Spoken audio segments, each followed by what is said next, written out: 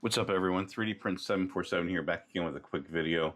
So I got a request to print some stuff custom, and with that, I had to increase the size and quantity of the filament that I own. So I added some extra uh, filament holders to my wall. The little blurs are because I blurred out a whiteboard that I use for work for my real job.